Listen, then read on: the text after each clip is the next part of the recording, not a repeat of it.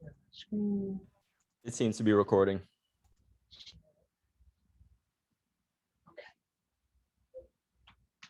All right, so this form here, the reason why we have this form when you're doing a listing, let me just hold this here, is because when you're doing a listing, the sellers are wanting to know what is their net going to be. And the reason, and we have a fiduciary duty in order to show what the net is. And a lot of times this is a good way to gauge when you're doing a CMA for a seller, that you can get the price right. Now, in this current market, that's crazy, because we can go and do a CMA and somebody give us 30, 40,000 over asking price. That's not really going to help us, but that's what it is. So do you know what a CMA is? Yep. All right. And so we go and do that just so we can test the market to see what's out there, what's selling, and give us a good idea. So we require, as well as North Carolina rec, an estimated net sheet. And in that estimated net sheet, most of the time when you're filling it out, you're going to fill it out based on, I used to do, say for instance, if the listing price was 200,000. What I would do is, back in the day, before this market, I would do 5,000 less than the 200,000, and then I would do 5,000 over. And that way, if somebody provides you with a less money than what you expect, but it's a good offer, then you'll accept it. You'll still know how much you have to pay. So when you're going down that line, the first thing, of course, it will ask you will be, what is the payoff amount? Most people have a mortgage, they have to pay off. You're blessed if you're able to not have a mortgage that you have to pay off. But if you do, then you give that. If you have an equity line, you have to do that. So that way you can see how much is going to be reduced from what their proceeds are going to be. Then, of course, if there is a home equity or any of the other stuff, sometimes you'll find people, and guess what they'll say? I don't want you to know how much I owe my house. And you'll say, okay. So you say, well, how can I figure out then? What can I put up there just to give them a gauge? And you say, well, can you give me an estimate of what you think it is? Sometimes they do, and sometimes they don't. But if they do, then you put that in as something that you will reduce. Now, in our system that we have here in Command, it will allow you to, it will deduct every amount of money that you put in, it will deduct on its own. It's only at the very end you have to go in and say, okay, this is how much they are paying out, and this is the amount. You have to calculate it yourself. I have no idea why they wouldn't go ahead and calculate it at the bottom. That drives me crazy, but that's what it is. And you would have to ask some questions. A good thing to ask is, what is the average cost for like a attorney fee, document fee? It's like 150 to 250, depends on the attorney, how much they charge. This is what we call that fee, which is the attorney fee, is for providing a deed and lien waiver for the seller. How much do they charge? Because remember, the buyer is the one who picks out the attorney, not the seller, unless the seller has his own attorney. And if he has his own attorney, then what ends up happening is they'll prepare the documents for him, and then the attorney will send the invoice that needs to be paid at closing. Okay, so that's about 150. The brokerage fee, what do we hope to get as a firm on both sides of the deal? 6%. 6%. In the Wake County, it used to be split half, 3-3. 3 for the listing agent, 3 for the buyer's agent. Now it's 3.6 for the listing agent, 2.4 for the buyer's agent. They split it up a little different. In this Wake County, you go outside of there, it's split 3-way, 3-3 half.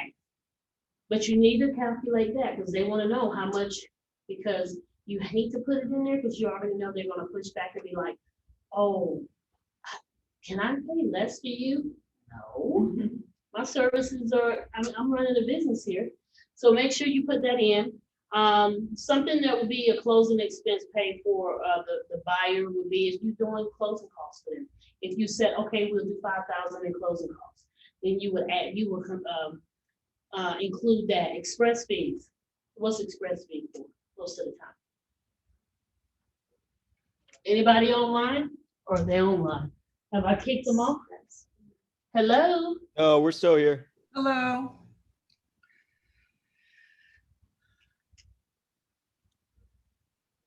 It would be, express fee would be something like, I don't know why it's not coming to. Something smaller? It would be like if you had a payoff.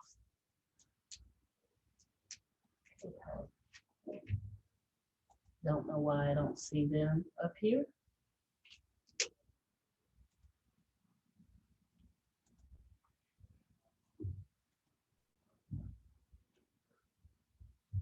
Pause. Hold on 1 second. I'm trying to figure out where everybody is went. Why I can't see them.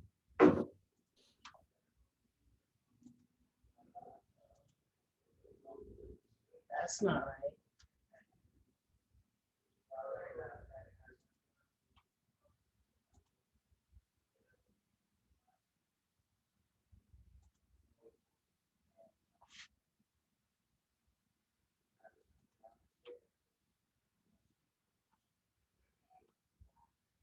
Why can I not see any?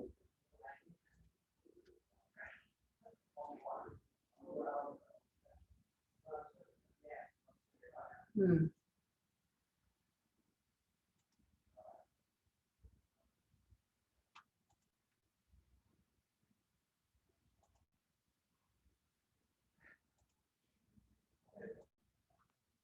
Oh, there you go. And now I can't do the screen.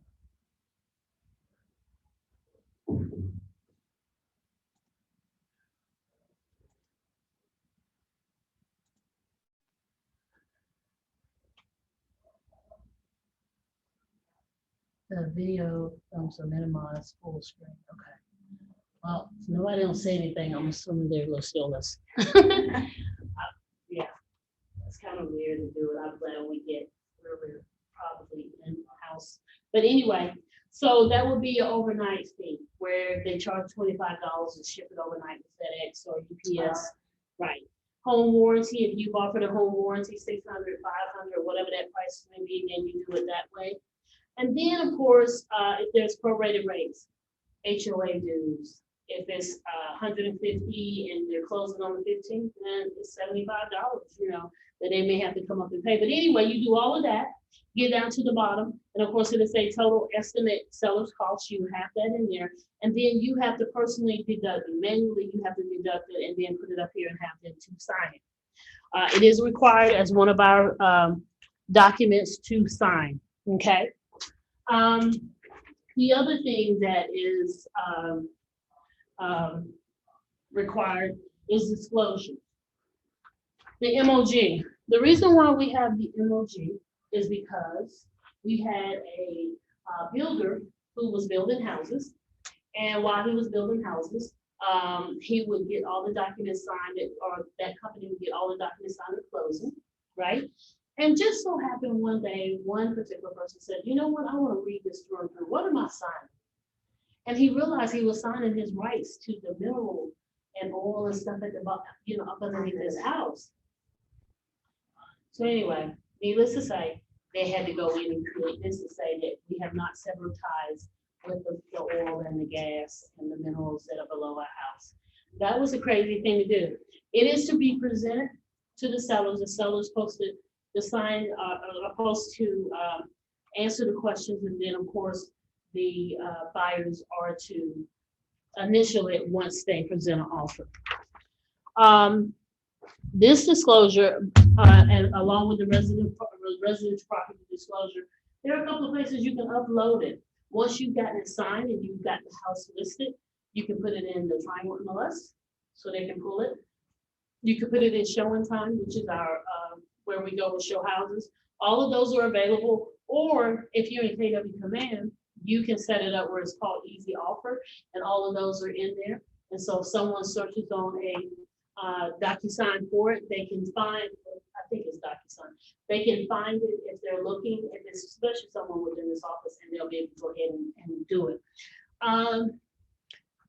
The residential property disclosure, who fills that out? That's right. We as an agent cannot fill out this form. If you wanted to, but we can't. Why? Because everything that's up here can be used against you if you're a student. If you put something here and you did not properly disclose misrepresentation. I have all these are material facts. All of those are material facts. What can be something not considered a material fact? A latent figure? Hmm? Isn't it called latent? Mhm. Right. Something anything that you could have no clue about knowing somehow. Right. Anyone, no one knows. Right. So it's a latent defect. Defect. And what happened is that's why we have title insurance, hopefully to cover those things. But it is for the purpose of you getting as much information out about the home to keep whoever's presenting an offer to be well informed about what's happening to the house. That's why they ask the question, when's the last time the roof was repaired or or redone? The reason being is because they want to estimate how long it'll be before it needs to be done again. They want to know if you have certain type of piping in your house, because they want to know and kind of have an idea of what the anticipation of what may happen if you need to do repairs. So that's why we have them to fill it out. Now, say for instance, you get something on the market, you get it on the contract. As soon as you get it on the contract, they do a home inspection and something comes up that wasn't disclosed. Is it your obligation as an agent to disclose those now that you know, and have your sellers to sign it, initial it, or whatever the case, and then replace it with the one that you had before, because you now have pertinent material facts that need to be disclosed. Disclose, disclose, disclose. It always works for us in the best. It's never about trying to see, because some people say, well, what if they fix it? Well, right. But do you not think a new inspector come in will not notice that there's new wood over here where you replaced like 10 pieces of decking? Yes, they'll know. It's important. And the other thing is also just because you want to make sure that you're doing your due diligence as an agent. Make sure you're doing everything. What is something that can happen in a house and you don't have to disclose? Death, sex offender, disease. All of those things are not material. It's just what happened in the house, but it's not a structure of the house. So if someone died, I have one client of mine, bless her heart, I helped her buy a house, and she's always calling me about wanting to get investment property. And she's always like, did somebody die in that house? I said, I have no clue. You just told me about this property, I have no clue. I can promise you in an hour, 2 hours, she can come back. I'm like, yep, somebody died right in the house. I'm like, you still want the house she bought, somebody died. So I was just like, I don't know what it is with fixation with that. I don't never focus on that, but okay, if that's what's happening. So definitely that's something to look at and make sure you're not in it. If someone looks at you and says, I heard there's a sex offender, right? Are you supposed to say anything? Look it up. It used to be where we could do that. Now that we have new laws that have been come in place, we can say, listen, you have Google, can we direct them to where to go? You can't do it anymore. That was like in the class saying that. That's in the class, and now they're saying because of discrimination and because of different things that's going on, they're now changing it. The ethics are changing. So if you just got your license, have you taken your ethics class, your ethics that you have to take as soon as you become an agent? Okay, you got time to take it. When you take it, you will see they have changed what used to be okay to what is now we don't want to do. We used to be where when people put in an offer, we could go and say, oh, we're going to give you a love letter and we want to talk about why we think this is the best house for you. But if they mention that they have children, that's familiar. So if they mention that they have a handicap, they can't do that. If they mention that they want to, you can't even, it used to be where we could say, oh, this is a great school. We can't do that anymore. Yeah. You have to say, oh, we have something called gradeschool.com or .org, I think. Go on there and look at the schools and see what you see. Do your own research. So we just have to be careful about that, but disclose, disclose, disclose. That is the answer. Let me see if I can. I still think nobody's up here. It says Sharon, but I don't know. I'll talk about these two. So we on to the nice listing agreement. I can tell you, it's 1:21. I promise to have you out here pretty quickly. I was late, but It's okay. the exclusive right to sell. Okay, who is the listing? Who is this listing agreement with? Is it with you or is it with her? It's with the firm. So if something happens and you and the seller don't jive well, can I, as a broker in charge, come in and assign somebody else to do it or take it over? You can still get your commission, but I can come in and kind of law set up. Yes, because it's with the firm.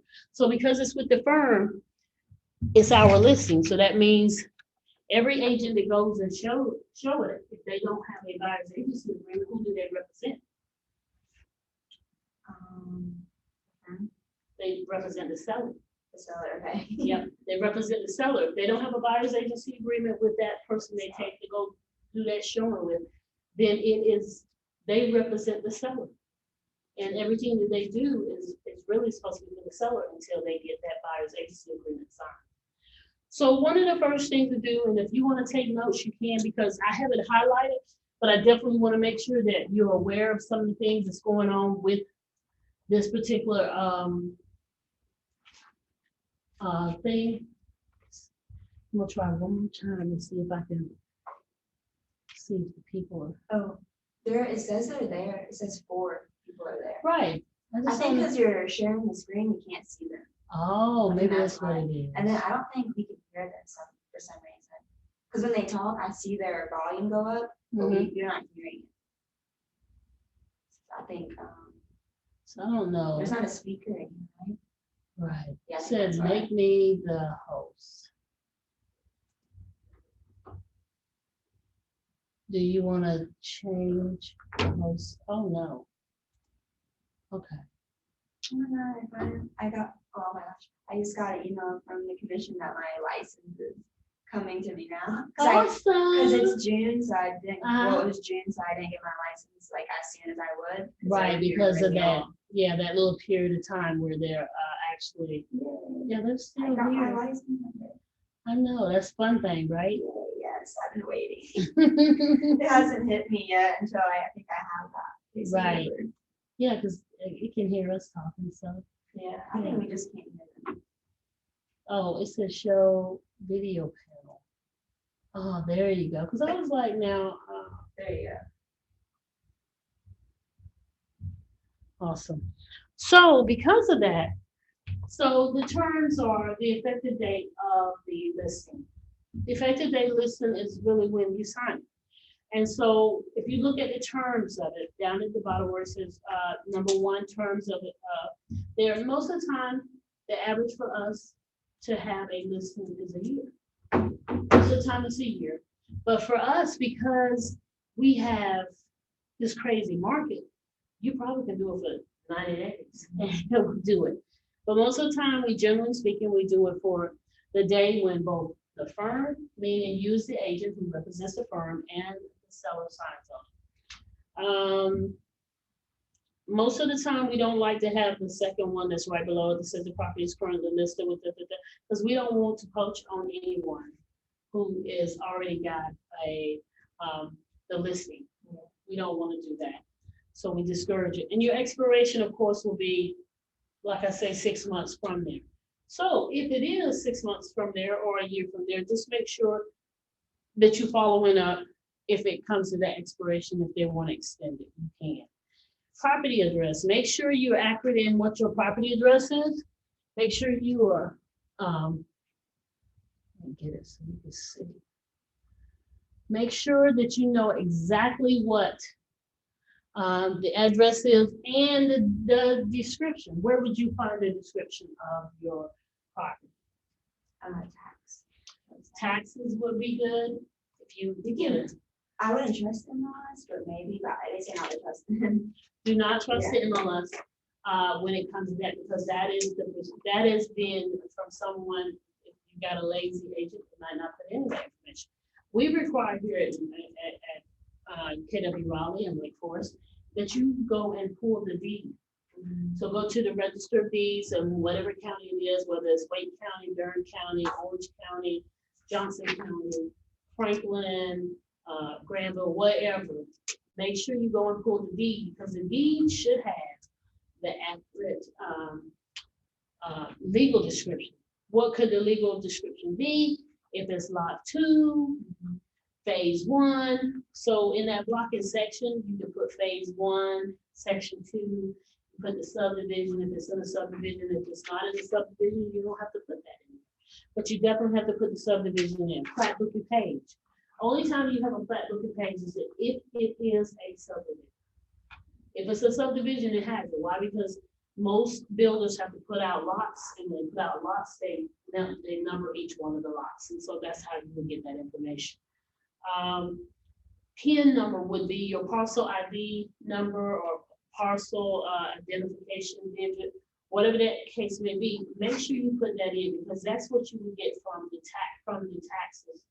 And then, of course, on that second page, why they put it on the second page up in the top for people to miss, is the deed booking page. That is never to be left blank. Never. Never to be left blank. At the very top, it is always, always, always supposed to be done. Fixtures.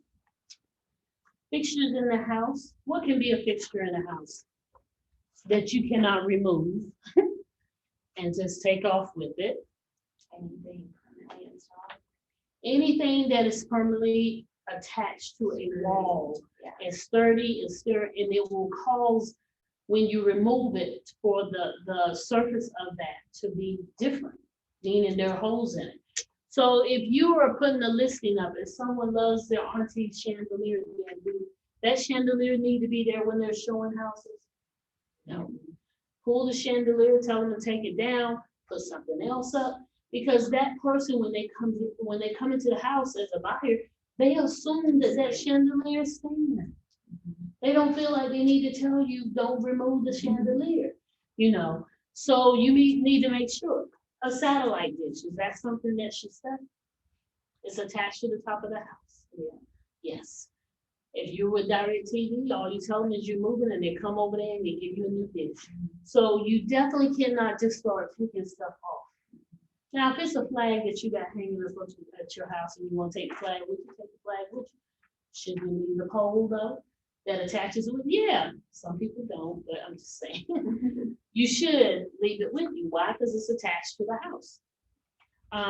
So make sure that you do that, and that you list it if it's something that needs to be listed that doesn't convey with the house.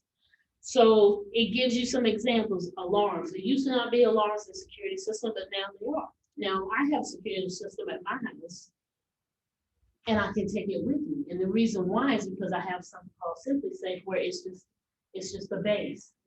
So I can take it, unplug it, and leave and take off. But if I have put or had them to install a doorbell with a camera to it that you can speak to the people, maybe not. Some people probably take it off. They're like, what you gonna use for? It's my account, but you can take it. You're supposed to leave that. Garage openers, if you have a built-in above microwave, it stays there. You don't take it down. Just some other stuff, but you generally see the case. You can't, tear down stuff. It used to not be on page 3, where you wouldn't think about the unpairing of devices in your house, but that's exactly what you have to do, because you have things in your house that is paired with you. So if you have speakers in your house that have been attached to the ceilings, or whatever the case may be. Like that. Yes, just like that one. And if you have that, and of course, you're not supposed to take it. Yeah. You leave it, but if you have it paired with your Bluetooth, then they ask you to unpair it. So that way you're not, of course, while you're outside a person's house, you're changing the music and playing music in the house. But they had to put that in there because this is the new technology age, and so they had to add that in. That was added in last year, it wasn't the year before. If you have a lease, I remember going to a showing, and I've said the story, and it's probably been recorded several times, but I'm gonna tell it again. And I was going to show a house for this person, and they had a trans HVAC system outside. And it said in the MLS, this does not convey to the house. What?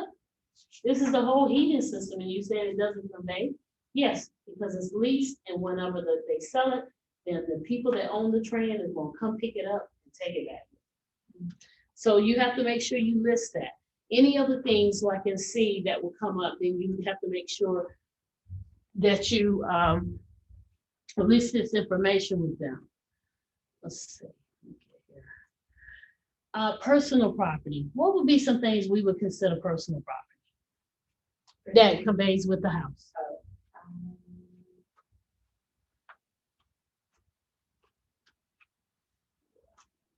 Refrigerator.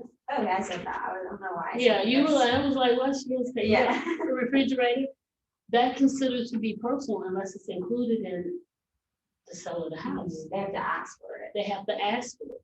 Even if they go in and look at it, most people are not gonna remove the Yeah. refrigerator, so it's there. If it's a slide-in stove, even though we say that the stove remains with the house, but if it's one that slides in, you slide it right down, so it's not Or if attached. they don't ask for the refrigerator, they can put another refrigerator in there after closing. And be like, yeah, I love the refrigerator. Right, and have we had issues with people where they went in and saw this nice refrigerator, $2,000 refrigerator, they get back and it's a $500 refrigerator. So we have resorted as buyers agents and actually going and taking pictures of the refrigerator and said, and put up there when we submit the offer, the appliances that were present at the house at the time of the showing. That means you can't come in here and remove this stuff and put this old wash and dryer when you got this nice, what is the front loader and it's like $2,000 and you went and got a $600 top loader in there and said, oh, you want to wash and dry? You didn't say what time. Yeah, right. So people have to put it in there, Maytag, whatever, Roper.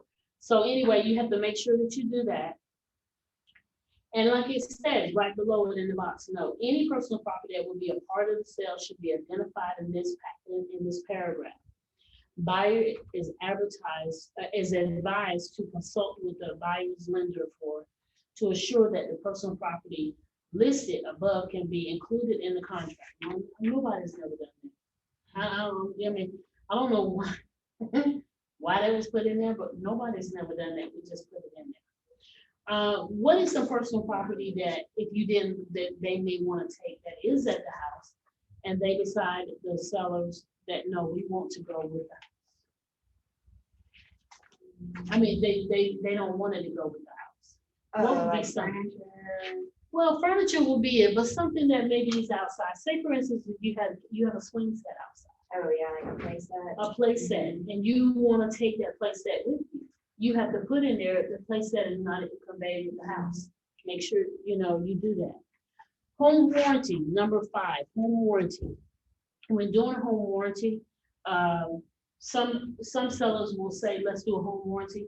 Most of the time when they say do a home warranty, it's because they're saying, if something goes wrong with the house, we want you to have some benefit, because they know that there's some time. If you haven't replaced your HVAC in 15 years, then the odds of it going out in another 5 or stronger than that. But you want to make sure you cover the buyers for that first year, so you may offer as an incentive a home warranty. Most of the time, most of us, the highest we put is $600. Anything over that, we're kind of stretching, because the average cost is anywhere from, I will say, $400 to $600, depending on who you use. And we have several of them that you can use. We have preferred home warranty people that we work with, but we don't have anybody we get any type of perks from. So just, if somebody says, oh, you're gonna get a perk for doing this? No, just use it. Listing price. Listing price comes, and right now, the only thing people are checking is cash and conventional. FHA is the last one they want to do, as well as VA. And why? Why do they not want to do a FHA or VA? Harder to get approved. That's right, it's harder to get approved. And not so much harder to get approved, but here's what's happening.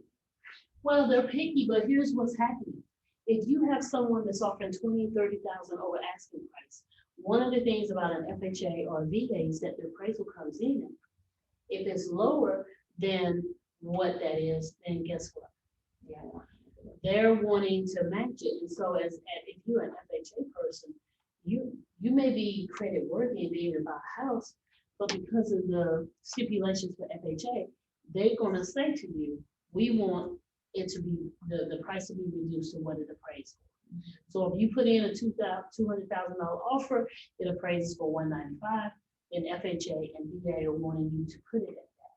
Now, in this market, there are people saying, yes, we'll reduce it, but we still want to pay what we actually are paying for the house, $200,000, whatever that case may be. So make sure you do that.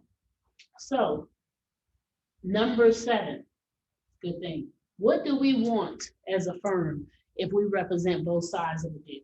What's the maximum we want? A percentage. 6. I don't know why I'm thinking 8. So 6, if you do 6, that is meaning this, our firm is saying, if we have a buyer that comes in and purchases your house, we would like to get 6% total. Whatever that breakdown is fine. But we definitely, that's what we're shooting for. Okay. Right below that, you see something in B, it says fee earned. And the fee earned is when you do what? It's called protection period.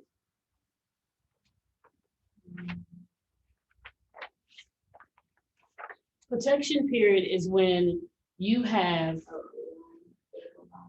that's right, and say for instance, the buyer doesn't buy. Yeah, they have to pay still. And then a month later, y'all, the listing agreement has expired. And then all of a sudden, you decide, the buyer, oh, I'm gonna go talk to the seller and see if I can buy the house without it. Maybe that'll be more of an incentive. And then, of course, the seller says, oh yeah, my listing expired. I'm not even with them anymore, let's do business. And you find out that they close, and they close within whatever that time frame is. Most of us will put anywhere from, we'll put anywhere from 45 to 60 days. Some people put 120, and I said, Lord, so that's a long time to check somebody down, but some people do it because that's their business. But make sure you put something there. It cannot be blank. I'm only going to the stuff that we actually have to go, because some of the stuff you can read on your own, but surely you can do. It says, but the one thing is, it says, when is the seller's breach of, I will read about that, the seller's breach of this agreement, the transfer of interest and stuff. If the seller is a partnership, corporation, or other business entity, and the interest in the partnership, that's a lot of stuff, transfer. Anyway, additional compensation. That would be, if, say, for instance, they told you, say, hey, if you get this house sold within the first 30 days, we'll give you extra $2,000 bonus. You have to disclose. You have to disclose. Okay. Now we get to the part where it says cooperation with compensation to other firms. So you see I highlighted the one in the middle. That is the only one we want to have selected.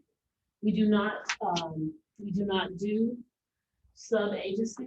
That means where I have a listing, then I have somebody else below me that is a part of the firm, but it's complicated. But needless to say, we don't do sub-agency. We only do the compensation of the gross sales. So we just represent. We don't have. I guess one of the example of a sub-agent will be, say, for instance, if they're entry only, meaning this is a company that puts your stuff in, and that's it. They don't do any of the other stuff. You have to call somebody else to submit an offer, call this person. They only submit, it's entry only. Is that like open doors? I didn't want to call their name, but I'm glad you did. Thank you. There's a house on where I live. I live right here in the back of North Hills, and it's on open door, and it hasn't sold, and it's been on the market forever. Yeah. And I was like, I know why they're not selling that house. Yes, that's It's why. horrible. Yeah, That's I was it. like, let me have that house. Yes. See if I can sell it. Yeah. So one of the things you do want to discuss with your sellers is what is the firm's duties? And the firm duty is your best effort to find the buyer. How is that? So how can you do that? How can you ensure that you're doing that? Well, the first thing you would do is you would put it on the market. That is how you do it. You put it in the MLS. Disclosures of material fact. The material firms of an offer, I'm sorry. That's where an offer comes in, what our duty is to do what with the offer. You have to present it. You have to present it. Now, is there a time frame to when you have to present it? No, but you have to present all offers, regardless of what they look like. I put in listing and I will say, I'm gonna send you this. I know you don't want it, but I still have to disclose it. I still have to share it with you. And she will look at it and say, no, that's not gonna work. And I said, okay, but I've shared it because I did my duty to do that. The other thing would be disclosure, of course, of material facts. If there's something that needs to be discussed, you need to go to your seller and say, listen, your roof is, there's a hole in your roof. We need to address that. Are you gonna fix it? Are you gonna give them something for it? You know, what the case may be, you're gonna go put some money toward the closing costs, something. But you need to make sure if they come up with something and they say, well, can I tell the people, do I have to discuss that, you know, my roof hasn't been done in 20 years? Yes. That's why you fill out the residential property disclosure, so you can tell them yourself. I have a question about the roofing. So my boyfriend, he works for a roofing company, Mm-hmm. and would I have to disclose to, I probably would, to my buyers, like, hey, your roof needs to be done. I know you can get it fixed. Do I have to let them know that's my, like husband or fiance or? I don't think you have to disclose it if they're working for a legitimate business that is doing I that. can just be like, I'll give them a call myself. and Most they of the come out time- here. Most of the time, what we say to them is, hey, I got somebody I think will be great. That I did do a great job. Mhm. And I got, matter of fact, I had one of my boyfriend to go and do the measurements. Mhm. And I let my seller know. I said he's great at doing measurements, and I said so. If all possible, he's gonna come in. Do you have a problem with that? She said no. As long as he does it, that's fine. Sounds good to I wanna me. let them know the truth. Yeah, that's right. I told her. I said he's my boyfriend. I introduced him to him. She said, "Oh, he's great." Okay. Okay, Yeah. so it worked out good. Other professional services, that means if you know someone that can do staging, you can always recommend it. But the one thing I will tell you to do is if you recommend something to someone, make sure you recommend it more than just one person. So if you have a roofing person that you think is great, that's fine. But try to see if you can get on. We have a private page on our Facebook. You can always go to them and say, hey, does anybody know of a roofer that can do the work? Now, yeah, you know your boyfriend, but you want to give them options of more than one because you don't want them to come back and say, well, she didn't want to recommend it. You want to have it where they have options. When I put someone and I recommend someone to them, I'll send them to it like say, for instance, they say, what about a home inspector? I'll send 3 home inspectors. Yeah. Send their website. Say, go on their website, click on it, see if you like it, and then let me know which one you want to go with. Okay? Sounds good. Right. So then you want to make sure that you are another service that you might provide or offer to them, photography. You don't take pictures, so you have someone come in, take pictures of the house, maybe do a drone if it's a big house with a lot of acreage, or staging. If it's an empty house, it's vacant, but you want to have that live-in look to it, you might go and find someone to do staging for you. We have someone here, Carol Woodyard. She does all of our, she doesn't do all of ours, but she will do your measurements for your house. Okay. Do you need to have measurements of the square footage in order for it to be legitimate? Only in the MLS. You have to have it. We require that you have to have it here and that you have to have a floor plan with the measurements. Okay. So, and most of the time on average, depending on, Carol has her sign, her advertisement up. I want to say it's like 150, if it's like 1,500 or less square footage and maybe more, but she has the pricing up there. But sometimes that may be what you give to your clients, measurements, and you pay for it, or they can pay for it and then you can do something else there. But definitely do that. And it says provide an agreement to the listing service. That means putting it in the MLS. Write in bold letters. It's got something very nice that we all like to talk about. And that is, we get to this part where it says the agent firm and what we will do as far as the brokerage in regard to respect of the color, the race, religion, sex, national origin, handicap, familial status, or any party or prospective parties. We have a duty as an agent to ethically not allow a seller to say to you, and they have added sexual orientation because that is something that's been a discussion you like.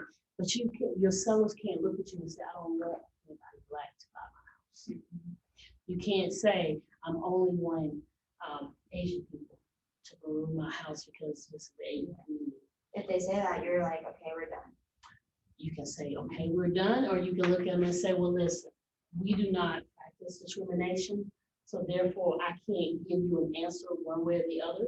What I can do is my job is to give you ready, willing, and able buyers who can come in here and purchase your home. Because your job, and what you wanted me to do and consult with me is to make sure that the house gets sold. If you wanted to orchestrate who sold your house, and then I'm probably the wrong person because I don't want to lose my license to participate in something like that. So make sure that you do that, and that's why they've asked that you initial it right below it, because they want to make sure you have discussed it. Okay. And the sexual orientation, that is new, because on the test it's not there. That's right. It's not. It's new, and there may be even something newer with the 2021 that's coming out as of today, which they'll discuss at a later time. Now, you see the marketing. It says when you're doing the marketing, you have agreed that you will put someone in the MLS. Some people will ask that you not put them in the MLS, but definitely, There they are. but definitely, you need to make sure you put them in the MLS. Okay. Every now and again, they ask you to withhold it just for a little bit so we can get some things together. That's fine. But understand your job and your primary is Triangle. We belong in several other ones. We're in Fayetteville, we're in Greensboro, we're in Burlington, we're in the Flex, which covers from Little Washington all the way down to South Carolina. All of those we're in, you can put them in, but the primary one that you will put in will be Triangle. Okay, you can select. I have a listing in Greensboro, so I put it in Triangle and I put it in Greensboro because I knew I would get more traction in Greensboro than I would here. And so the commencement of the marketing, we have what is now called delayed marketing. That means they signed the listing agreement, everything is fine, and then all of a sudden they decide that they want to come in soon. That was the worst decision I ever made because I got phone calls all around, and now they have it so you can do a coming soon, and the date is coming soon. They allow them to schedule. Lord, it is so much work. I have never wanted to do one, and guess what? We'll not do one again. But coming soon is where you say, I'm gonna put it in the MLS, but nobody can show the house. A seller, can they show the house? Yes, because it's their home. But we cannot organize and have someone to show up at the house to look at it. We can't do it. That's a negative. Because doing so means that you're showing the house, and we call that a pocket listing. That's where we're giving people access to go in and look at it. Yes, we can't do it. But that you said you didn't like the coming soon, so as soon as it goes on the market, you like get bombarded. Oh, I put a listing on, and we got, like I said, I was talking about earlier today with orientation. We had 90 showings we had to decline.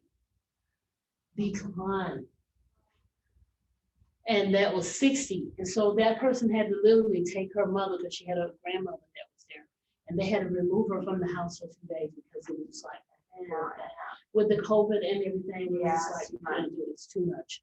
So you have to put it in.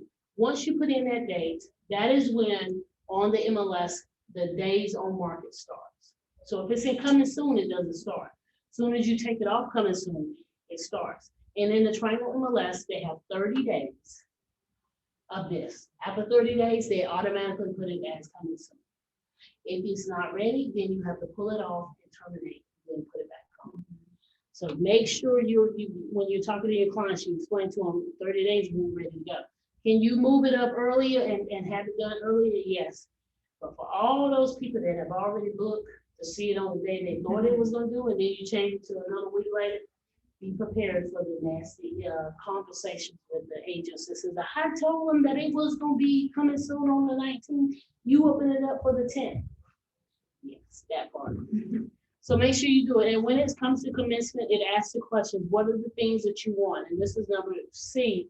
It asks, what are the things that you want and will allow our firm to do? And those things are the signs, putting in the yard, coming soon, for sale, open houses. We are starting to see where open houses have come back, but there for a minute, it was closed. They had an offer within an hour of it being on the market, so there was not even a chance to get an open house. Open houses are a benefit not to the sellers as much, it's to us. Why? It's like free marketing. That's it. You get an opportunity to stand in front of a buyer. Maybe there's some buyers coming in that actually need an agent, and you're there. Advertising other than the internet. That means if you want to put it on a flyer or something, then that's what they're giving you the opportunity to do.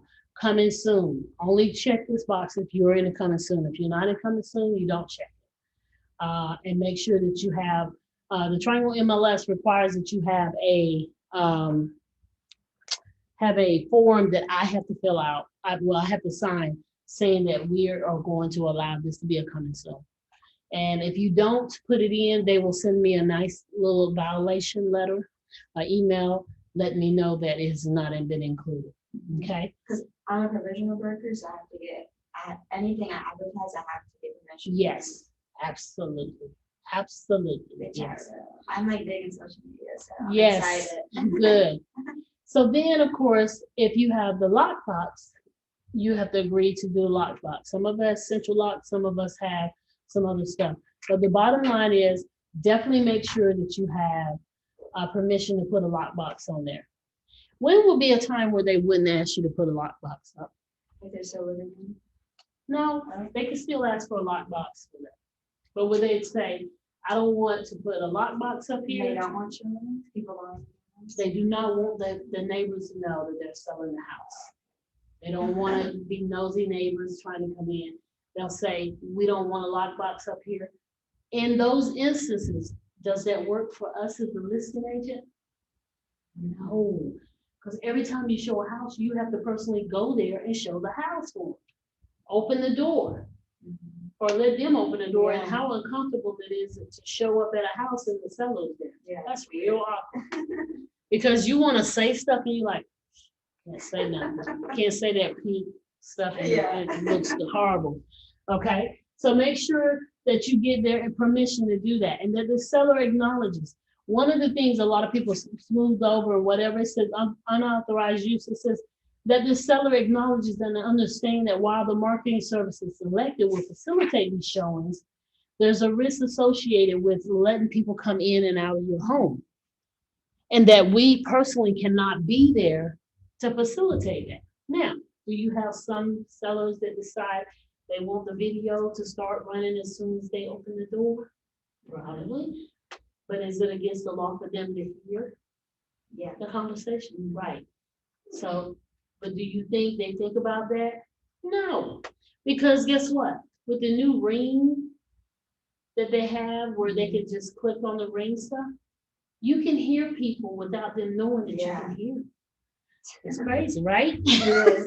And then on all the marketing, you have to get permission in writing. Right.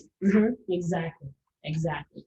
So make sure you do that. Yeah, because I can get up there now if my son is at my house and I can just Literally, it's in the living room. I can say, DJ, what you doing? He'd be like, what? Yep, that can happen. So make sure that, of course, that he has a good understanding of the marketing and what the expectations are. This is from the firm, and then what the seller's expectations are. Number F, letter F, letter F, office exclusive. We don't do that because we don't want it to be, we feel like that would limit your buyers, your seller's ability to sell their house if they only want to show it to our office. Yes, we're a big office. Yes, we have a lot of people, but there's so many more people outside of this office. So just make sure that, you never check that to make sure, you're paying attention to that.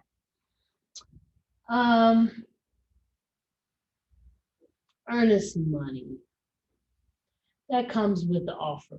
We won't talk about that now. If it's in a flood area, how would you find out if it's in a flood area?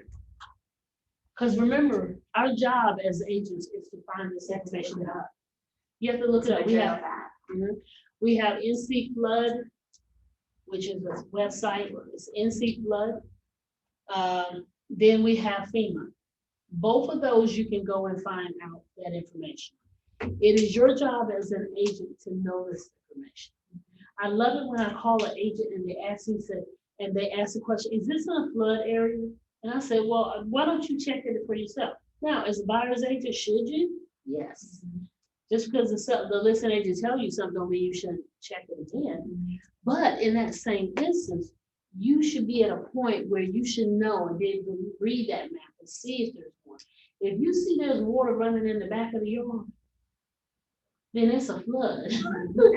Okay, and then you have to know these things because then the lender of the buyer that's wanting to buy your house is going to have to make sure that the buyer purchased flood insurance. So that's more insurance on top of what the regular homeowners insurance you're buying anyway.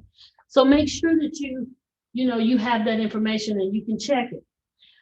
Synthetic. Well, we very rare, unless you get someone that's inspired by Arizona, southwestern look. Most of the time, you very rarely will you see stucco. You may see it, but very rarely, at least in this area. Owners Association. Is it your job to find out who has the Owners Association? Who's holding it, how much it is? Yes. What are ways that you can find out what it is? Because most of the time your seller will say this nice thing. I don't know who it is. I just know they take it out of my check every month, out of my bank account every month. There are ways where you can find out what it is. One is if you know the subdivision, research it. Go to their declaration, see if there's someone listed up there as over it. Reach out to them. If not that, you can always go and look at other listings that have been in that neighborhood that might list the HOA information. And then you can call them and say, are you still managing this HOA for this subdivision? It's Preston Village or I don't know, something else, Wendell Falls. You can always ask them, are you still managing? No, we're not managing. Okay, well then I gotta find it from somebody else. It doesn't hurt to pick up the phone and call a listing agent who you see is listing a lot in that, or sold a lot in there and say, do you know who manages this here? And they're like, who is this? I'm another agent from Keller Williams, but I'm getting ready to list the property. And I noticed that you sold a tremendous amount of one. I'm sorry you didn't get this one, but can you help me? So you can find that out. Most of us who are very generous and nice agents, we put down the phone number and the research, and the contact person, so that way it's easy for you to contact the HOA. We have an HOA in this building that manages a lot of properties. I don't think I've had to use them but once, but anyway, yes. So make sure you get that information, website, if they have one, do all that other stuff. If it's new construction, then that's a whole different gamut, but do you need a residential property disclosure if it's new construction? No. Why? It's sold as is, or no one's lived there. No one's lived there. What's some other incidents where you would not need to have a residential property disclosure? Right.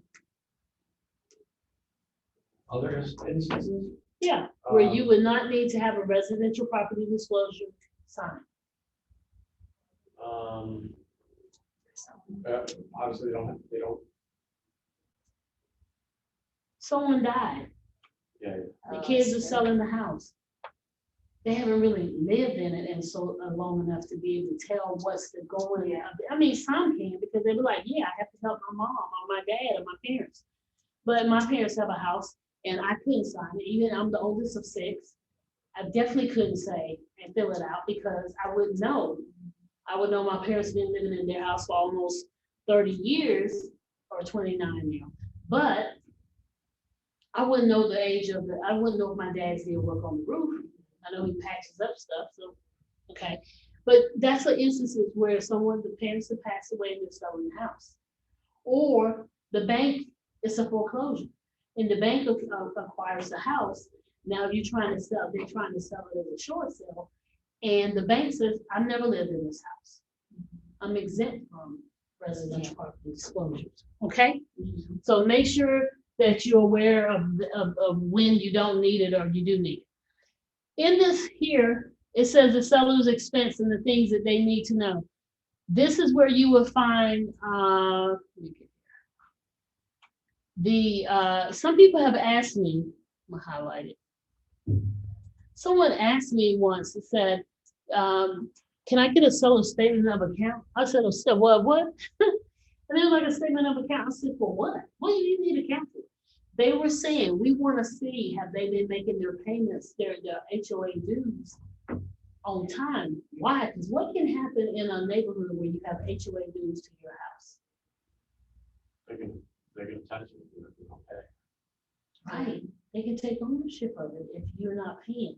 That's why I never want to stand in a subdivision where they had these type of regulations. I was like, I'm not gonna be regulated by my house. I can't have it purple, my favorite color, or Carolina blue, which I really would love for it to be.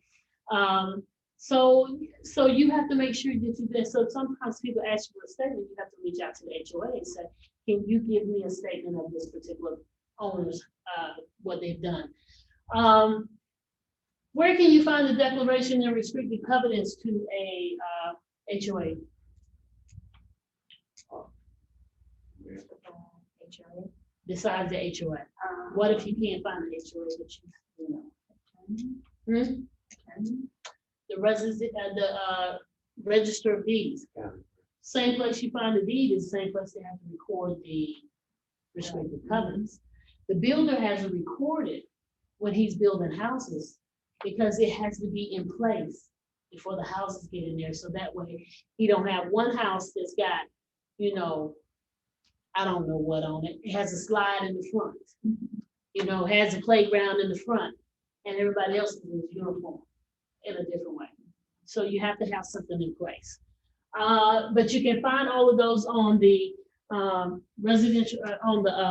register of deeds of that county. Okay, and all you have to do, just like you would put in for, if you put in Sharon Sunkle, you will put in Sunkle, you will put in Parkwood. And everything that was with Parkwood, they would have your plat booking page, it'll have surveys, your plat maps, all that stuff in there. Ownership, termites. Make sure that a termite bond is there. When would someone have a termite bond? It's obvious. When you've had termites. Yeah. When you've had termites and there's continuously working on it. Are they someplace, but if you were in a condo, do you think a condo would have a termite bond? I shouldn't. Probably not. Why? Because they're gonna charge you for the HOA, and included in that will be the pest inspector coming out once or twice a year and spraying around your house. You're paying for it though, but it's included, okay? So just make sure that if they do have it, or if they have some, that they list it, okay? Because I promise you, they will find it when you have a pest inspection, once the house is under contract. And those buyers say, listen, we want to go and inspect the house and we need a pest inspection. His whole job is to look and see if there's been any damage to the house from termite or if there have been past damage that have been rectified, but it's still obvious. So if you're in a house and you see, this is a good sign of it, you're in a house and you're looking around, you say, oh, look at there. There's like a nice pile of wood that's so neatly put in there. Well, who in the heck put it there? Yeah. So that if you're a smart seller, you would sweep that out of the way. Everybody doesn't do that. So then ownership, make sure that you list ownership of the house. And the reason being is because sometimes when listing a house, if you purchase a house and then you decide you want to sell it, if you have certain loans, you have to be in the house a certain amount of time before you can flip it, before you can even put it on the market. 90 days. Used to be 90 days. I think it's shortened to 60. But anyway, and that's with an FHA. We Okay. also have to verify who's on that, right? If you go to Right. the same place. That's right. It needs to verify who that. That's right. Samples of forms. Why do they want you to give a sample of a offer to purchase form and a professional service disclosure? Because you'll know what it is when it comes. You know what the offer looks like. You won't be like, what's this here? Is they trying to buy my house or they want me to what? They want you to at least start the process of being able to explain to your seller what that offer looks like. And professional disclosure, which we'll go over it, I'm gonna try to see if I can pull that one up for sure. And we call it, it's a professional service disclosure, we call it CYB, CYA, because this is what will help you to cover your behind if in a situation where your clients say you refer someone to them, they mess it up, a year down the line, their septic system is floating in their backyard, and you the one told them to use that septic person. But if they didn't sign off for it, then guess who has to take care of it? We as the agent. And and the office, everybody. So make sure that you are acknowledging that you've given them a sample of that. Current lien. Remember we talked about the seller net sheet. Well, this is where you will put this information in. Sometimes you will know what it is and sometimes you won't. I will say, yes, they have a mortgage and yes, it's with Wells Fargo, and I will leave it blank. If they don't want to give me that information, they give me an estimate, I'll do that. Why do you think we would ask for that and why would it need to be on this form?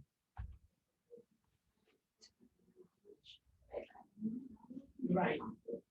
Well, not just that, but God forbid if something happens and you go out here and you get in a crisis, then you got a listing and I have to take it over. Do I need to know all this information so that I can still work your closing or your listing or your closing? So to make sure that everything goes all right. But this is also your fiduciary duty to know how much is owed on the house. So if you have a house and you listen it for 200,000 and they owe 198,000, can they really afford to pay your commission? No. Now they can afford to pay it because you're way over asking prices, so they got enough to buy a pool and everything else. But you want to have that. This is part of your fiduciary duty as an agent. Bankruptcy. That's on page 8. Bankruptcy. Do you need to know if they're going to file bankruptcy? They're contemplating filing it. Because if they're contemplating it, then what had happened, you put the house on the market and then you find out that, and this just happened like less than 6 months ago, people put the house on the market and they were trying to sell it, but they were having hiccups from the seller. And the reason being is because the seller had decided to go to John Orcutt, who's a very well-known bankruptcy person. And they said, oh, you don't have to sell your house. We can save your house. Duh. Been nice for me to know that. I'm thinking I'm gonna sell your house and we get a commission. And they just told you don't have to sell your house. We're gonna save your house and we'll do it. We'll go around about. You can file chapter 13, chapter 7, whatever you file. But you need to know that. So that way it doesn't get pulled off. The same way you need to know if it's on foreclosure. There's nothing worse than you got a house that's for sale. And all of a sudden you see the foreclosure sign up there and everybody else that come to visit it sees the foreclosure now. Do you have a lot of buying power now? No, because they know you desperate, you're not paying for anything. Can you sell your house if it's in foreclosure? Yes. I have to disclose that. You have to disclose it if it's in pre-foreclosure or it's in foreclosure proceedings. But you can still sell it and pay your house off. May not get nothing else out of it, but you still need to pay it off. It's better to get it paid off and it being in foreclosure than it is foreclosed and you can't do anything with it. So make sure that you have that knowledge of what's going on. If it's a lease, or first of all, access. Make sure that you know if there are easements on the house. If you got to pass auntie's house to get to the house that's being sold, and the person that's buying is not auntie's nephew or niece, we may not be aware that she'll be letting them just anybody drive over her property to get to their house. So you need to be able to make sure that that access is there. If auntie says, oh yeah, anybody can go down there, I don't care, I'm not maintaining it, okay. But should you get that in writing? Yeah. If all of a sudden her worst enemy decides they want to buy the house, she said, oh no, you can't buy a pass here. You have to have proper access to get into the house, get onto the land, the property. Lease, should you know if someone's sitting in the house and they've leased the property? Yes. Should you know when the lease is up? Yes. You should know when the lease is up so that way you can disclose it, that there's a tenant in place that's going to be there to this time. Can you make a tenant leave if you purchase the house? No. You can negotiate with it. I just sold the house in May and I told the lady, I said, I'll be more than happy to sell your house, your townhome, but I need that person out because I don't want them to have it. An agent has come to me the other day and said, I'm having problems selling this house because the tenant that's in the house will not approve any of the showings because he doesn't want you to sell the house. I don't want to deal with that. And if there's a tenant in house, the person who gets to regulate the showings is the tenant, not the owner and not the listing. The listing agent can because they can call and talk to the tenant and say, hey, we got someone coming look at the house at 2 o'clock and you're gonna be available. You're gonna be able to leave. But that's a lot of work. I don't want to do. So make sure that you have that in place. And that you have their name and stuff. FHA appraisal. I want to highlight it. It used to be here. This used to be 6 months.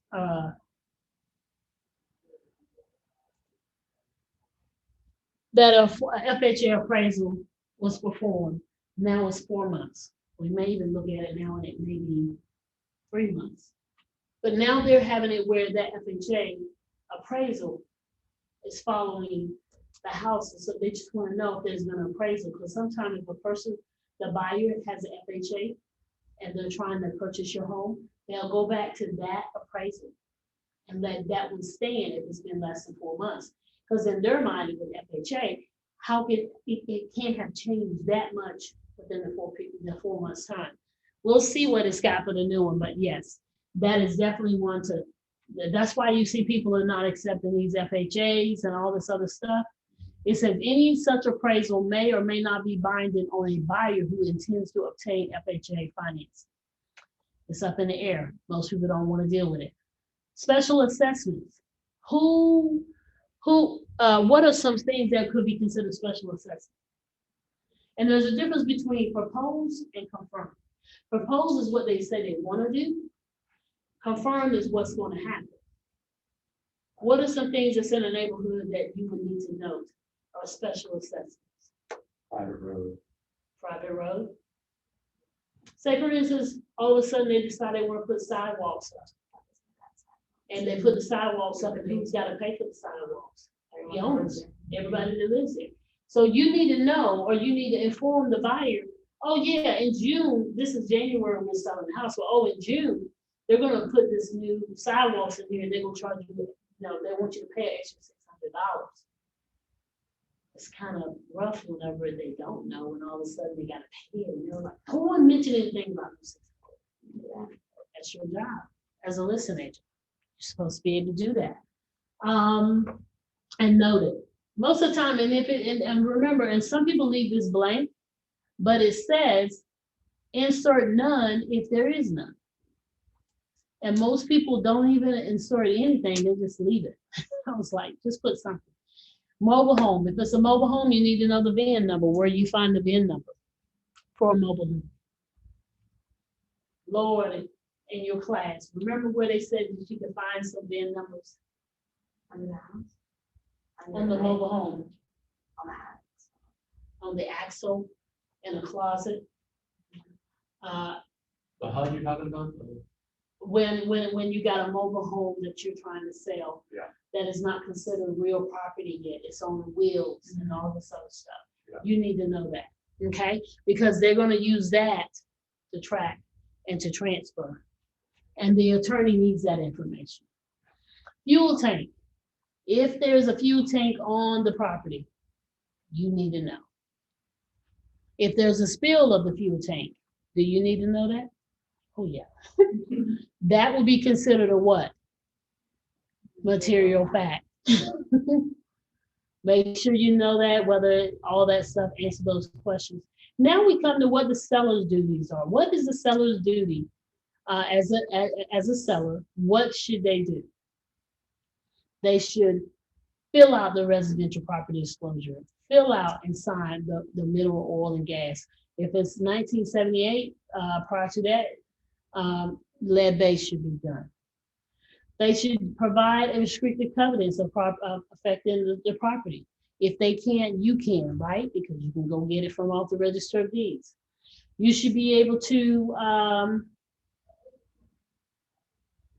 if you have title insurance, it's good to have that. Why? Because it helps out the buyer when they get ready to go and purchase your home. If you provide them with the title insurance, it makes it less, okay? The seller should be able to authorize disclosures of any title of insurance policy if they have it. Sometimes you can't find it, but if you find your supplemental statement, which is what I had back in the day, now it's CDs, then you'll see where they put it. It'll say Old Republic, it'll say Investor's Title. Here we do have a title company called Heritage Title, and we encourage, if you have a buyer, to use it. I have a buyer, and I emailed the attorney and I said, listen, I want you to use Heritage Title insurance for my buyer.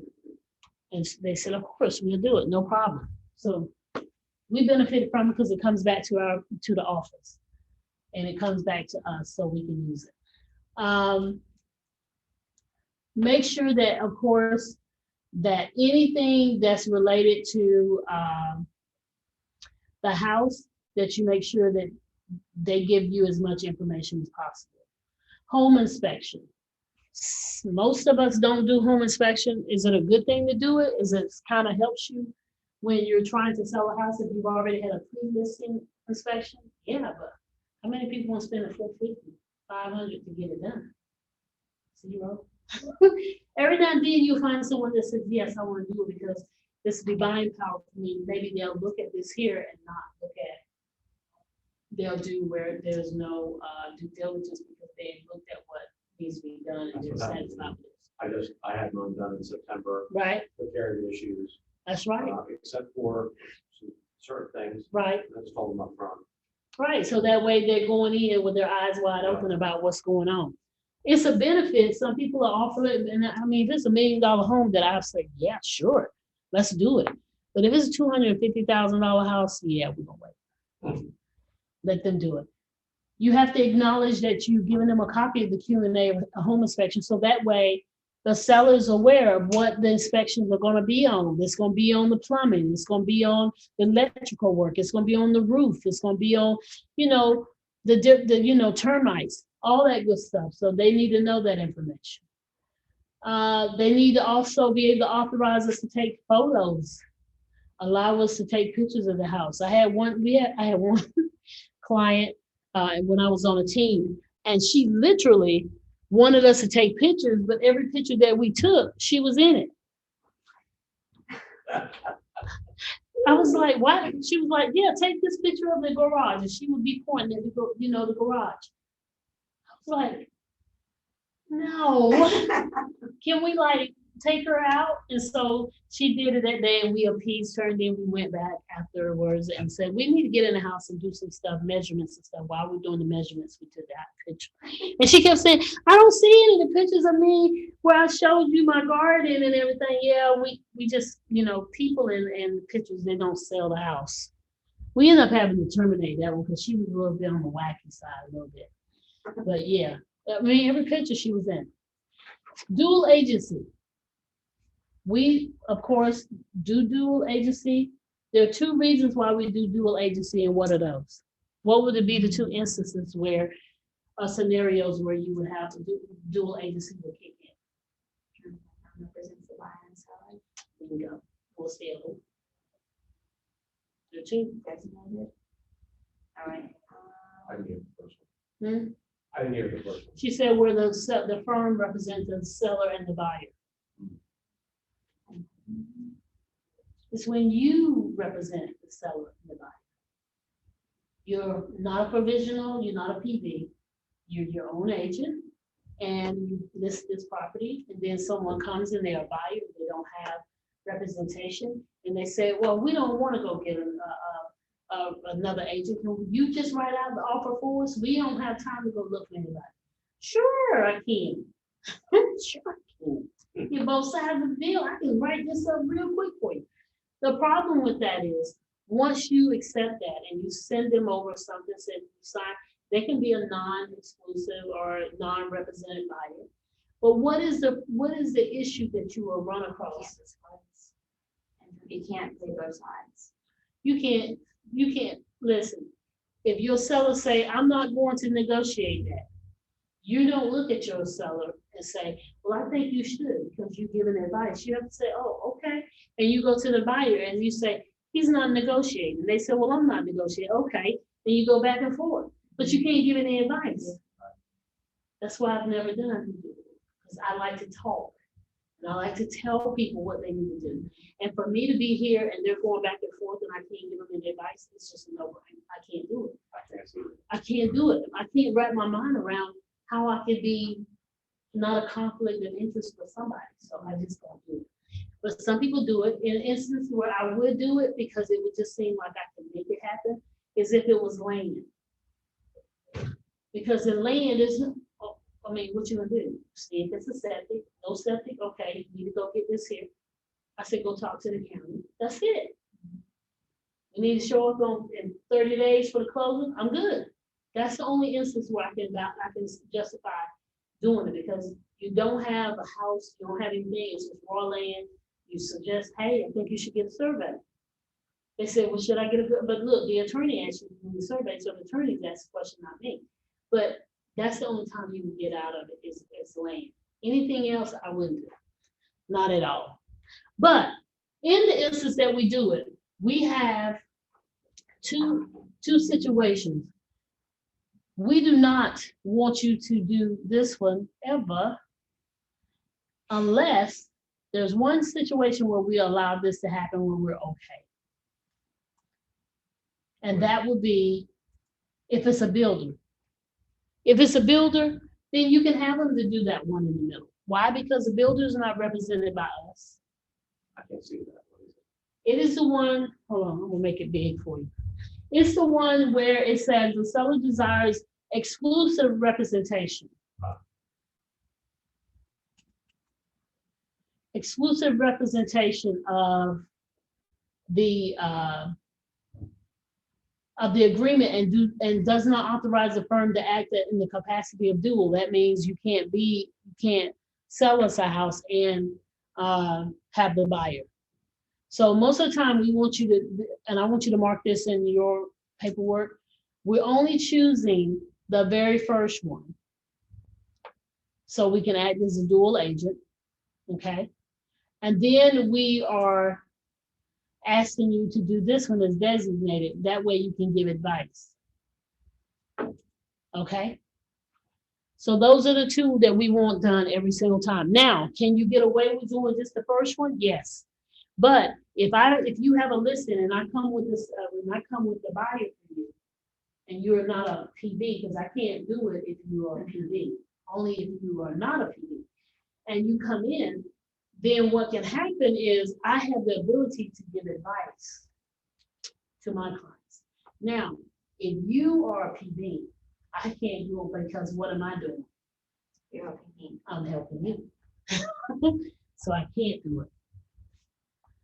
And someone asked me that one day, she said, can you like do my list? And I was like, no, because she said, can you have this buyer out? Can I refer to you? I was like, no, it'd be nice, but no, you cannot. So just make sure that you're looking at that and making sure that you're taking care of that. I think we're at the end. The one thing that I want to talk about, and we're gonna be done. So let me get y'all out. Let me get you out early, even though I was late. Is the wire fraud. Why is the wire fraud such an important thing to discuss? Because I was at the firm where an agent, and I'm gonna give you the scenario, and then I'm gonna close it out with this here. I may show you the other one. We have an agent. She's a listing agent. Her clients live Ohio, somewhere like that. They have a closing that Friday. After they have a closing, the office calls the listing agent and says, hey, we just got an email from your clients that said that instead of you picking up their proceeds to us, overnighting the proceeds to them, they want us to just wire it for them. And the listing agent said, well, if they sent you an email, by all means, go ahead and do it. Monday comes, her clients call her, seller said, hey, we noticed we never got that money. They didn't overnight us our proceeds check. It was $70,000. And she said, well, they said they was gonna wire it. I said, well, we don't got no wire in there. So she reaches out to the attorney's office, and the attorney office calls her back and said, we called you on Friday and told you they wanted a wire, so we wired it to them. Tell them to check their bank. Check the bank, no wire. She said, well, something has to happen with the money. I shouldn't have taken this long. You did it early enough in the day. So they get them doing research and finding out where they put it that day. Send it to somewhere, I don't know, Nigeria, somewhere. And she said, well, why did y'all send the email? Her seller said, we didn't send the email. And so the seller says, how are you gonna make this right? We didn't authorize you to tell the attorneys to wire out money for us. And the attorney is like, well, we got an email from you. So they do the research. They change one letter of the email that they had asked for. And in the process, stole $70,000 from the agent in my office. Scott Taylor was a team leader. And the woman comes to Scott and said, well, what do we do? We have to find a way to get this money back. And the office surely does that. So they go to the attorney's office and say, why, you have a relationship with the other sellers. Why didn't you confirm it, whatever? The problem was the agent and the attorney were at fault because they did not have the proper security encryption for the attorney's office. Well, number one. Number two, the listing agent should have, she had been communicating, like, remember I said communication earlier today with orientation. She should have contacted her clients and said, hey, I thought you wanted it to be overnight. The attorney's office just called me and said you wanted it to be wired. I would have had the paperwork and made sure it was done so you got your money. And that's when they could have said to her, we didn't send an email. But she waited. It was Friday, didn't think nothing about it. Done. Go to the E&O insurance and say, hey, we got a claim, we got to fix this or whatever. Guess what the E&O insurance said? You don't want to pay it because the listing agent authorized it. So we had to beg and plead, and we got it done. The E&O paid some of it. The firm paid some of it. The agent had to pay some of it. And the attorney's office had to pay some. 4 people had to split $70,000. You know how much that was as an agent? way too much money. Yeah. She had to come up with it.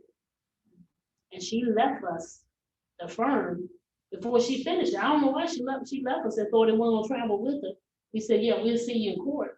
She still had to come to court. But the thing about that happened, and then it started happening more and more, especially with Keller Williams agencies that started happening. And all of a sudden they said, done, the attorneys, you have to be more secure. So that's why when you go, it used to be when we can go on a closing and the buyer and the seller will be in the same room during the closing. Now, for privacy reasons, the sellers go in one room, the buyers go in another room. The attorneys had curtains, had blinds where you couldn't see through the house, see through the office and steal their stuff. Some attorneys said, I'm not doing any more loans.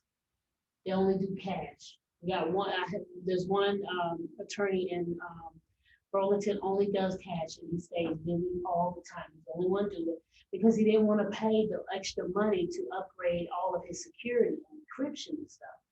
So that's when the TRID laws come in and you have the lenders saying, okay, now the agents can't get any information. So when they send me, when you get something in the contract, the attorney will contact you and ask you to represent the seller for their social security number so that they can get the payoff. And when I get one, what I send to the attorneys is I say, oh,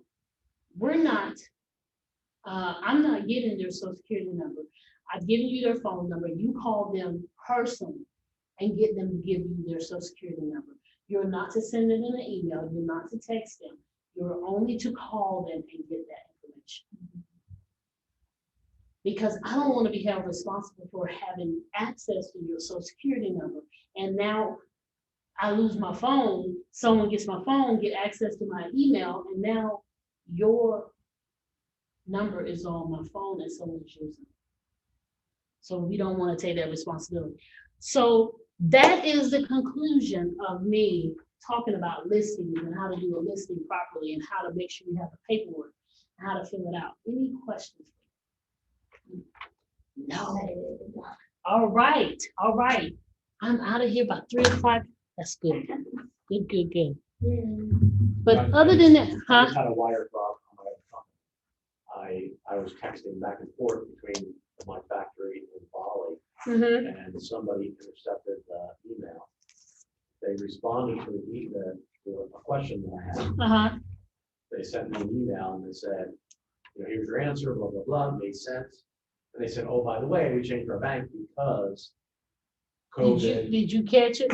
No, it was the same email. They hijacked their email. So everything was the same. So I transferred the money. And we're in the process of trying to get it back. I think I was good. Was it a lot? Yes. Anything is a It was lot. enough. Anything is a lot. Oh, I'm sorry about that. It happens. Yeah, but you're doing regular business, so you're not thinking. Thank y'all for showing up. I'm going to shut down the Zoom. Y'all probably have not really been paying attention and just stayed on. Love you though. Lisa's like I was. Bye.